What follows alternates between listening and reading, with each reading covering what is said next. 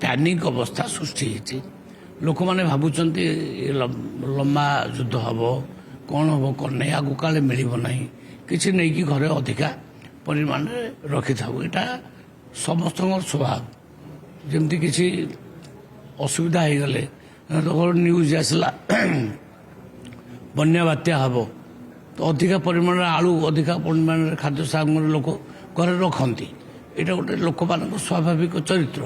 ତେଣୁ ସେଇ କାରଣରୁ 30% ଆଉ ଅଧିକ ବୁକିଂ ହେଇଛି, ଗ୍ୟାସ୍ରେ ବୁକିଂ ହେଇଛି। ତେଣୁ ଲମ୍ବା ଲାଇନ୍ ଲାଗିବା ସ୍ୱାଭାବିକ କଥା। ଆଜି କେନ୍ଦ୍ର ତରଫରୁ ଏକ ଗୁରୁତ୍ୱପୂର୍ଣ୍ଣ ବୈଠକ ଡକାଯାଇଥିଲା, ଯେଉଁଥିରେ ସ୍ପେଶାଲି 9ଟି ରାଜ୍ୟକୁ ଏଠି ଡକାଯାଇଥିଲା। 9ଟି ରାଜ୍ୟର ଯୋଗାଣ ମନ୍ତ୍ରୀମାନେ ଆସିଥିଲେ ଏବଂ ଏ ବୈଠକ ଆଦରଣୀୟ କେନ୍ଦ୍ରମନ୍ତ୍ରୀ ଆଉ ମନୋହର ଲାଲ ଖଟ୍ଟରଜୀଙ୍କ ଅଧ୍ୟକ୍ଷତାରେ ହେଇଥିଲା। ଏଥିରୁ ଉପସ୍ଥିତ ଥିଲେ ଯୋଗାଣ ମନ୍ତ୍ରୀ ମାନ୍ୟବର ପ୍ରହ୍ଲାଦ ଜୀ ଏବଂ ହରଦୀପ ପୁରୀଜୀ।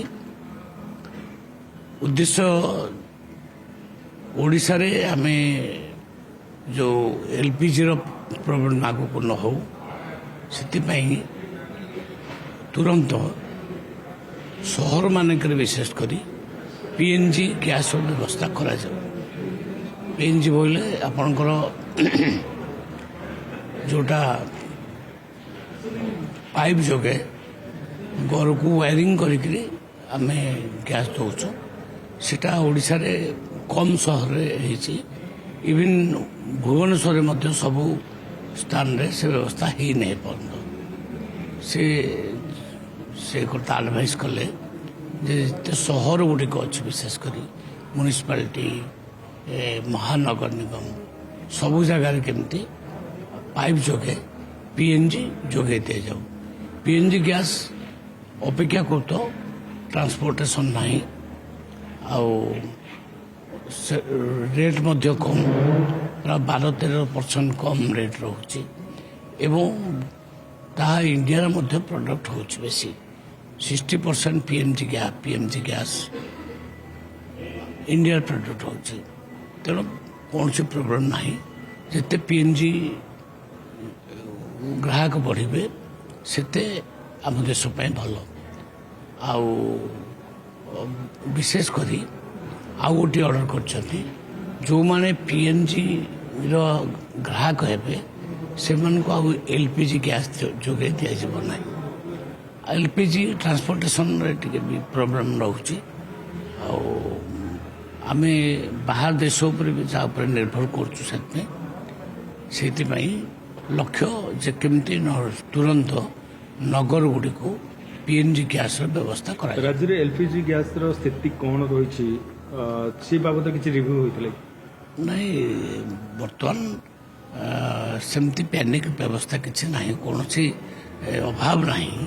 ଆମେ କହିଛୁ ଯେ ସହରାଞ୍ଚଳ ଲୋକମାନଙ୍କୁ 25 ଦିନ ବ୍ୟବଧାନରେ ଦେବୁ ଆମେ ଗୋଟେ ଗ୍ୟାସ୍, ଏବଂ ଗ୍ରାମାଞ୍ଚଳରେ ବାସ କରୁଥିବା ଲୋକମାନେ 45 ଦିନରେ ଗୋଟିଏ ଗ୍ୟାସ୍ ନେଇପାରିବେ।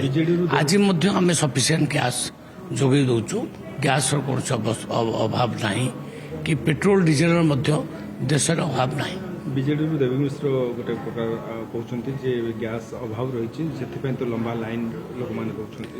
ଦେଖନ୍ତୁ, ଲମ୍ବା ଲାଇନ୍ ଏଇ ମଧ୍ୟପ୍ରାଚ୍ୟ ଯୁଦ୍ଧ ଯୋଗୁଁ ଗୋଟେ ପ୍ୟାନିକ ଅବସ୍ଥା ସୃଷ୍ଟି ହେଇଛି। ଲୋକମାନେ ଭାବୁଛନ୍ତି ଲମ୍ବା ଯୁଦ୍ଧ ହେବ, କ'ଣ ହେବ କ'ଣ ନାହିଁ, ଆଗକୁ କାଳେ ମିଳିବ ନାହିଁ, କିଛି ନେଇକି ଘରେ ଅଧିକା ପରିମାଣରେ ରଖିଥାଉ। ଏଇଟା ସମସ୍ତଙ୍କର ସ୍ୱଭାବ। ଯେମିତି କିଛି ଅସୁବିଧା ହେଇଗଲେ ନ୍ୟୁଜ୍ ଆସିଲା ବନ୍ୟା ବାତ୍ୟା ହେବ, ତ ଅଧିକା ପରିମାଣରେ ଆଳୁ, ଅଧିକା ପରିମାଣରେ ଖାଦ୍ୟ ସାମଗ୍ରୀ ଲୋକ ଘରେ ରଖନ୍ତି। ଏଇଟା ଗୋଟେ ଲୋକମାନଙ୍କ ସ୍ୱାଭାବିକ ଚରିତ୍ର। ତେଣୁ ସେଇ କାରଣରୁ 30% ଆଉ ଅଧିକ ବୁକିଂ ହେଇଛି, ଗ୍ୟାସ୍ରେ ବୁକିଂ ହେଇଛି। ତେଣୁ ଲମ୍ବା ଲାଇନ୍ ଲାଗିବା ସ୍ୱାଭାବିକ କଥା। କିନ୍ତୁ ଆଉ ସେ ପ୍ୟାନିକ୍ ବ୍ୟବସ୍ଥା ନାହିଁ। ଲୋକ ବୁଝିଗଲେଣି ଯେ ଭାରତରେ ବିଶେଷ କରି ଆମ ଦେଶରେ ଗ୍ୟାସ୍, ପେଟ୍ରୋଲ, ଡିଜେଲର ଅଭାବ ନାହିଁ।